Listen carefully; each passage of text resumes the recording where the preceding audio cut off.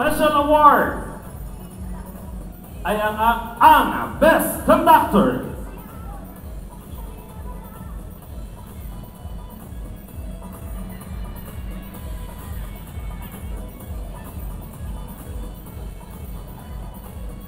At ang Best Conductor ay mapupunta sa Holy Rosary Youth Band, Rosario, Cavite.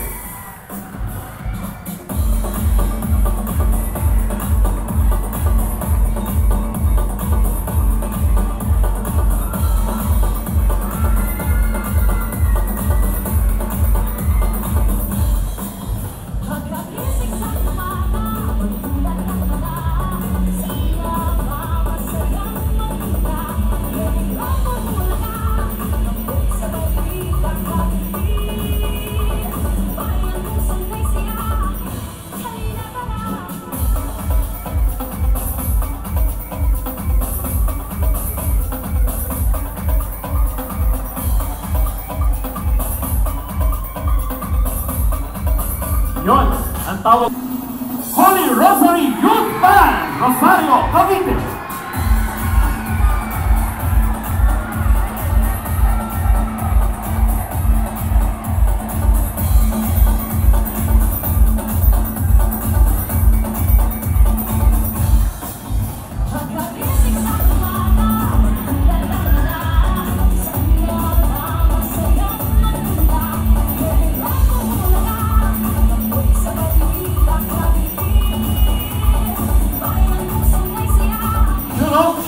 Nakakadalawa na sila. Best in color guards goes to San Ildefonso Band Serving from Tanay Rizal.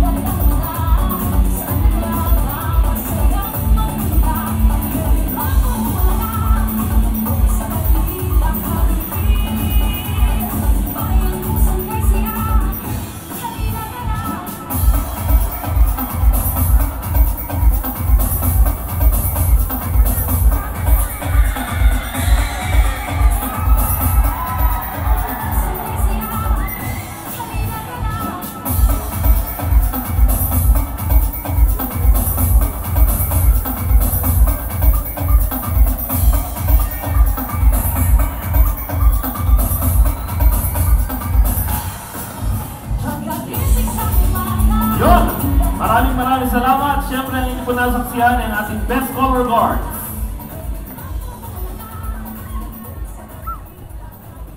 Ang susunod na special award ay ang Best Majorette Group. Best Majorette Group goes to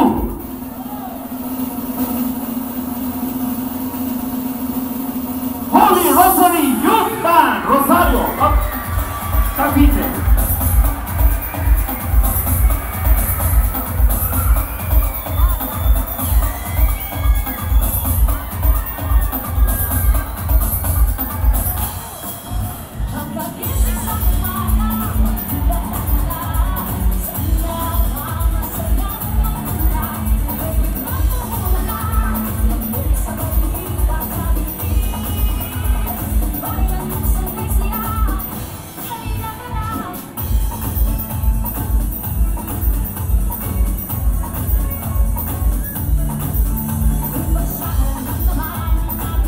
Yan, maraming salamat. At syempre, ang susunod nating special award ay walang iba kundi ang Best Majorette Solo.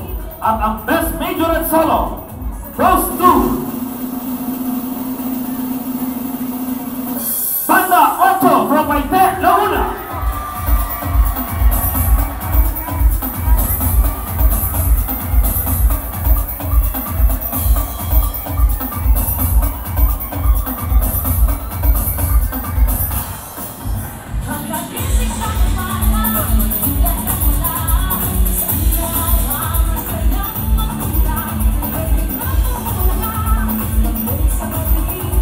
Congratulations! At ang susunod na best na special award ay ang Best Drumline. And Best Drumline goes to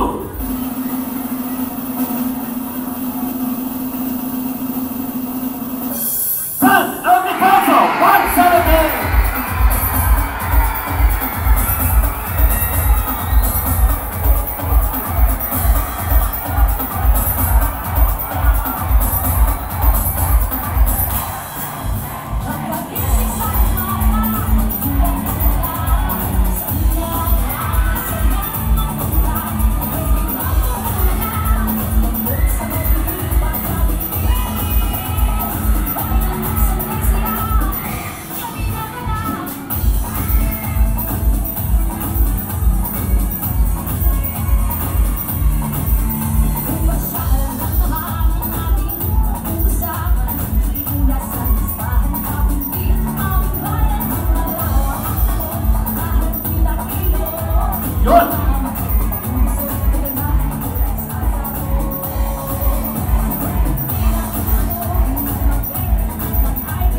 Yun, at syempre, ang ating po susunod na special award ay Best in Uniform Band. At ang Best Uniform Band goes to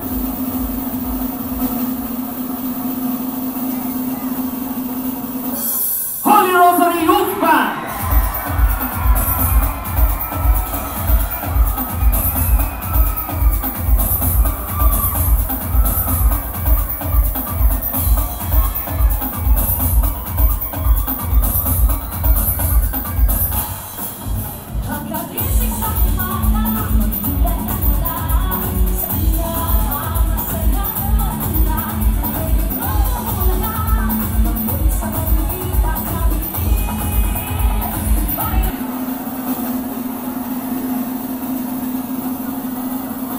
Ulamo Youth Concert Band.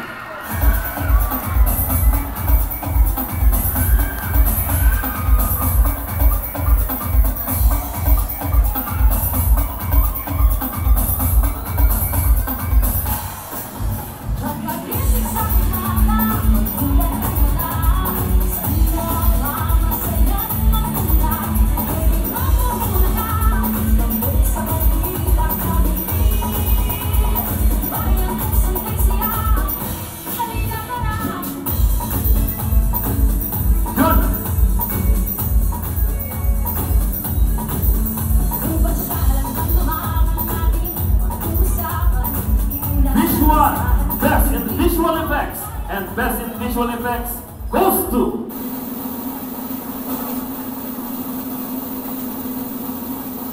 St. Mary Magdalene Band.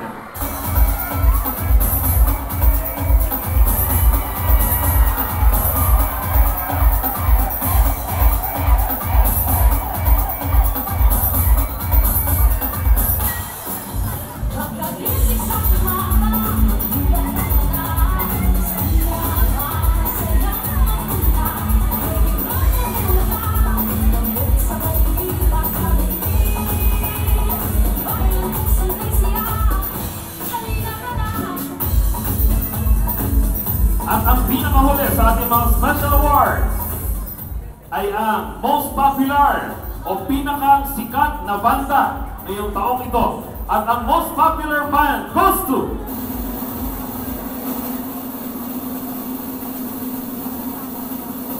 Olongapo City Marching Band.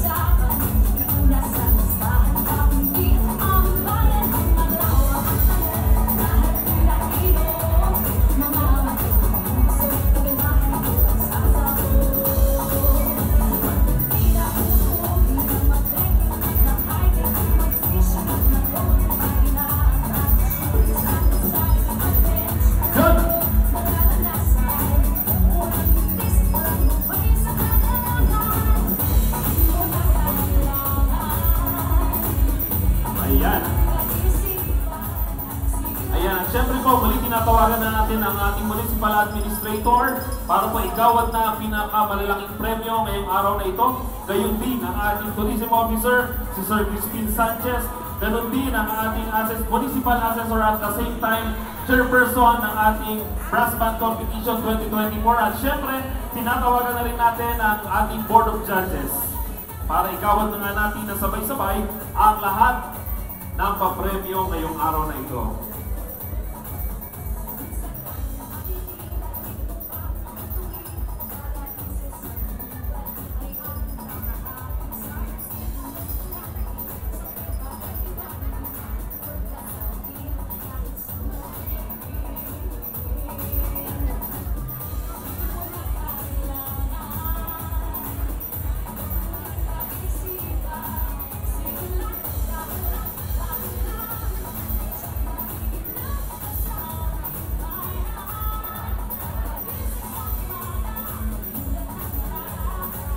Ayan.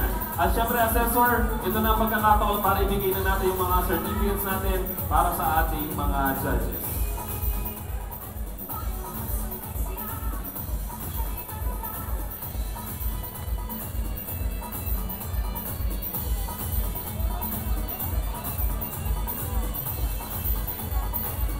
Okay na, yun.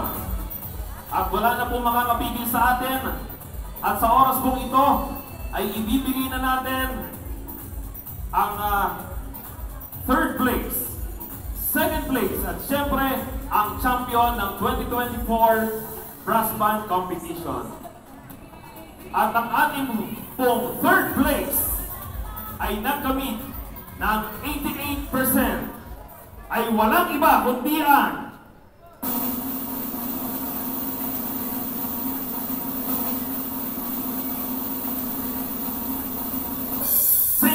Magaling Band from Pinilla, Rizal.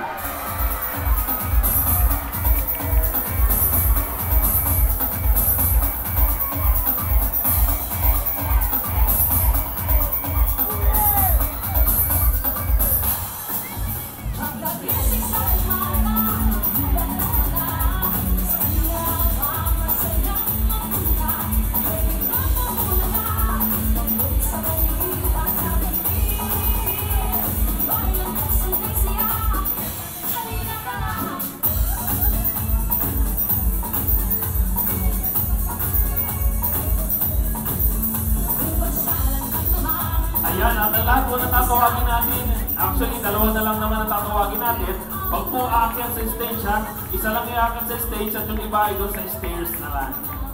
Yan. At ang instruction po yan ay personal natin ibinibigay sa magkakamit na second place na nagkamit ng 89%. Walang iba kundi ang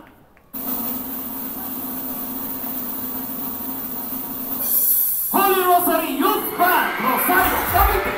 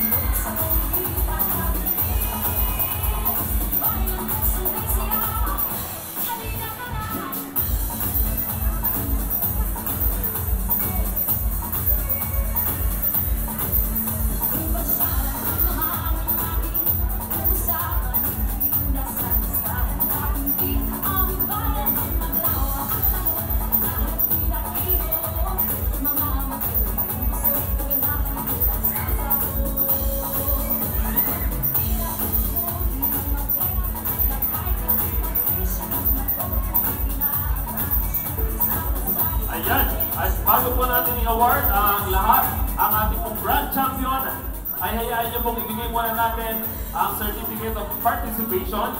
Then, Sambalilo Festival Certificate of Participation is hereby awarded to for their participation in Brass Band Competition 2024 during the 10th Sambalilo Festival 2024 at 405 araw ng Cavite with the theme Pakulay na Turismo at Kultura para sa garantisadong progresong kaysaya. Held at Cavite Sports Complex, Cavite, Laguna, on August 5 to 7, 2024. Given this 6th day of August 2024 at Cavinti Sports Complex, Cavinti, Laguna. Signed, Mayor Arati Romulo Arroyo, Municipal Mayor. And the certificate of participation is awarded to Holy Rosary Youth Band.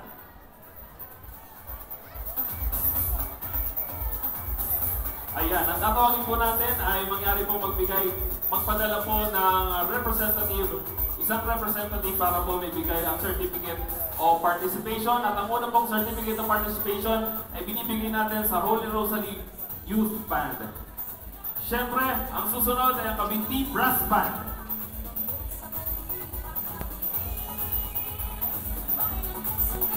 Cavinti Brass Band. Sultan Boying de la Torre. Sultan Boying de la Torre, makikikuha ang inyong award. Ang inyong award, Sultan.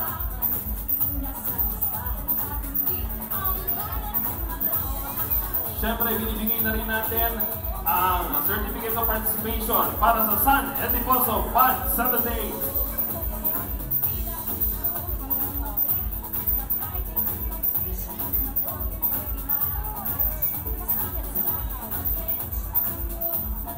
Same certificate of participation is hereby awarded to Banda 8, Paite, Laguna.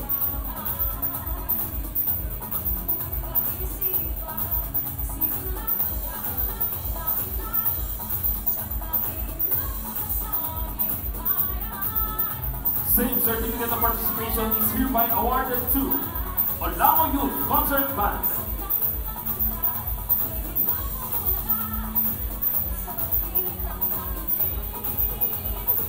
Olamo. Ayan si Sir.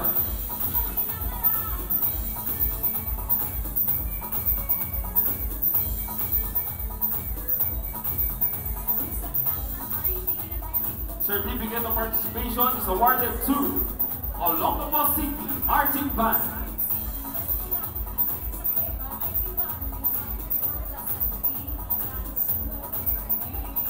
Same certificate of participation is awarded to San Benaventura Band from Cavinti, Laguna.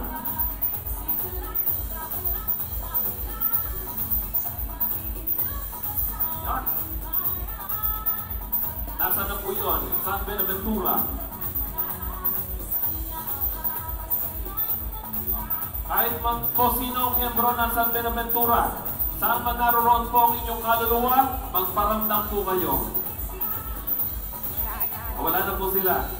Malapit naman po sila ay dadalawin na lang po tayo ng kanilang kaluluwa. At syempre, same certificate of participation is awarded to St. Mary Magdalene Band.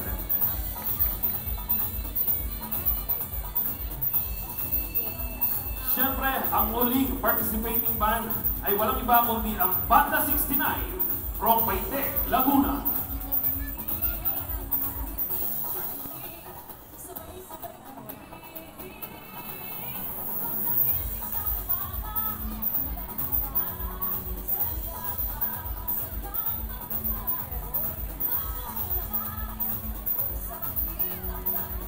Ayan, I stand corrected po. Sabi, correction po. St. Mary Magdalene po ang champion sa Santa Maria this August 2, 2024. I stand corrected. Ayan. Congratulations. Talagang lagi champion din yan talaga. I stand corrected po. Itong August lang yun. Itong August lang. Ayan. At dahil po doon, ang 10th Sambalilu Festival Brass Band Competition Champion ay nagkamit ng 91.67% ay walang iba kundi ang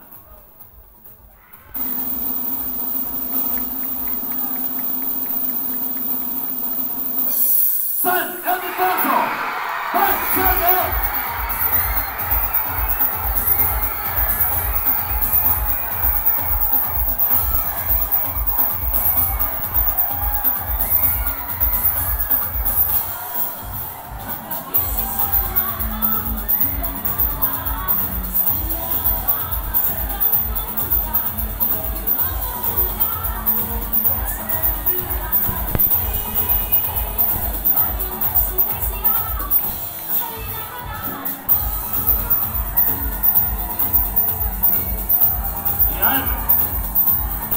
tayong lahat dito sa stairs.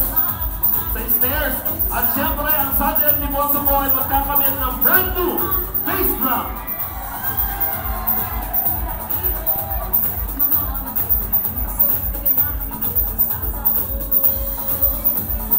At para po sa kaalaman ng lahat, ang San Ildefonso po ay ating back-to-back champion!